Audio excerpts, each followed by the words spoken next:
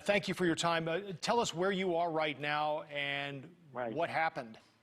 Look, the members who were in the chambers were evacuated at different times. Leadership first, then they continued, and then there was another breach into the statutory hall, which is steps away from the floor. Tear gas masks were pulled out from underneath our seats. The tear gas was dispersed in the statutory hall. More members were evacuated. We were moved to a corner. Members told to lay down or get very low. Capitol Police crouching with their guns drawn, I suspect. It's kind of surreal to describe as sort of a preparation for our last stand.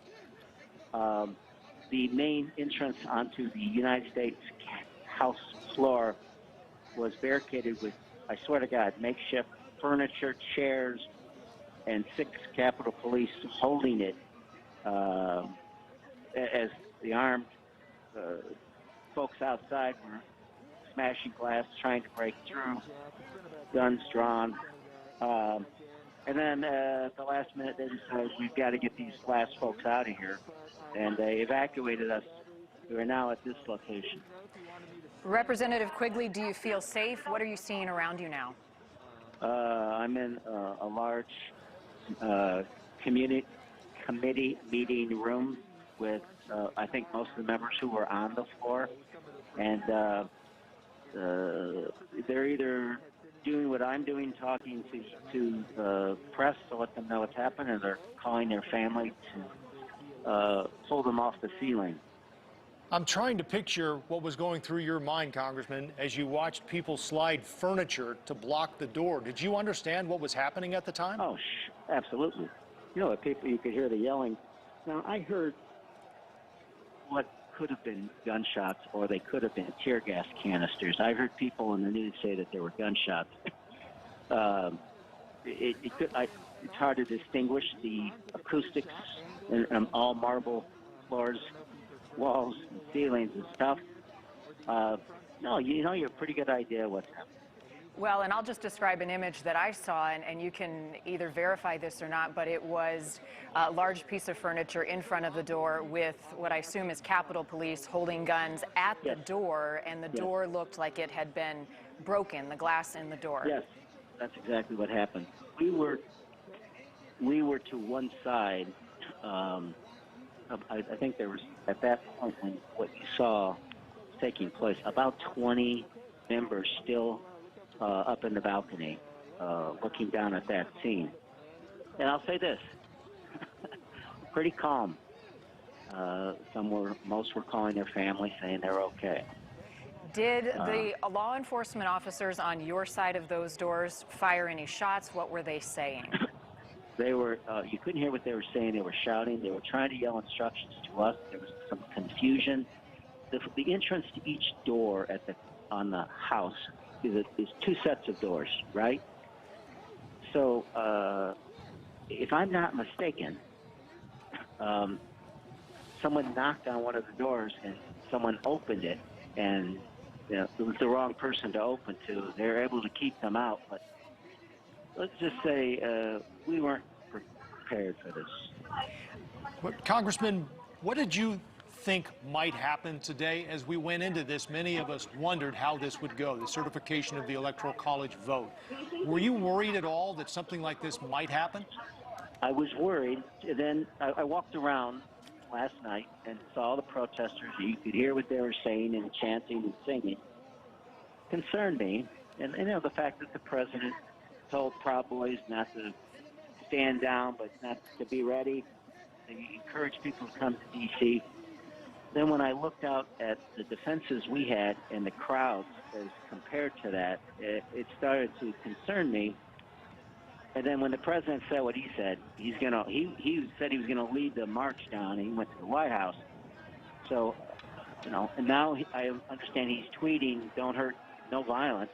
And here's what you should tweet, Mr. President: get the hell out of there, go home, and don't hurt anybody. Not let's hear about our brave Capitol. He put the Capitol Police in harm's way. And I don't want to sound like, I'm worried about me. I'm fine. But what was put at risk today, the challenge itself put the Constitution at risk. But inciting the violence that is still going on, and we are far from being done, is criminally reckless on behalf of the president. And he owns this. Representative, we are getting word from the Associated Press. I don't know if you heard, I said just moments ago that one person has been shot. We don't know their condition. What are you being told about the situation right now, and what is next for you and those around you? I think everyone's under the assumption that this is all very organized and coordinated. This is a mess. And no one's talking to us. No one's telling us, look, the Capitol Police were given an unworkable task, and they did a great job. They showed great bravery. I saw nothing but that. But there were confused, contradictory orders. And now, at this point, I'm under the assumption that the meeting room they have us in is fairly secure. But, as I said, there's a lot more of them than our brave police. So I think a lot of the members would prefer to be able to exit, but they've told my staff and others that the place is on lockdown, nobody can leave. Right. Have you been told anything? I'm guessing the answer is no, but what happens moving forward here legislatively? Do you think it's possible to resume this certification process at some point this afternoon once the Capitol building is cleared? Do you think it should? Yes. You can't, look, there are some things more important than our health and safety, and that is the standing and strength of this democracy. And to let an armed mob, even if it's decided by the president, disrupt that process, this is as core as it gets for our democracy, right? So much for the peaceful transfer of power. We simply can't let them win. And some of the members are a little snappy with each other. I was wondering, do you think, Representative, that what has happened here over the last hour changes what will happen over the next 6 or 8? Do you think the people on the Republican side who were objecting to these votes might see what's happened here and say, maybe we should pull back? I'm afraid the answer is no. I think that Mitch McConnell finally got up a backbone to say this was a bad thing to do today.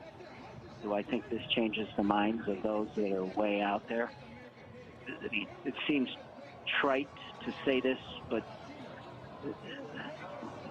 we miss Hunter Thompson, the great gonzo journalist. If you just went through what we went through, he wrote, "When the going gets weird, the weird turn pro." I don't think those folks care. Representative, I want to jump in real quick with an update. We have just gotten word that the governor of Virginia is now sending in state troopers to Washington, D.C. to assist with what is happening. As you are continued to be in lockdown, first your reaction to that and also what you anticipate to hear, hopefully in the next few minutes, from President-elect. Yeah, here's what I want to hear from the president. I want to make sure he gets the National Guard here. He's bragging about how big the crowd is. Well, that crowd is now laying siege to the United States Capitol. So I don't think the state troopers can handle all this. I welcome them. I appreciate them. If you just went through what we went through, we need the National Guard. They need to clear out the Capitol. They need to circle it. They need to make sure it's safe. And we need to get going with this. And I have no problems going back into that work. The risks don't matter as much to us as it is to our country. I've got to hop off in a second here. Sure. Congressman, thank you very much. It does sound, I'm seeing some reporting now that it appears that the National Guard has been called in. Congressman Mike Quigley from the 5th District of Illinois, thank you for your time, Congressman. Thank you. Take care.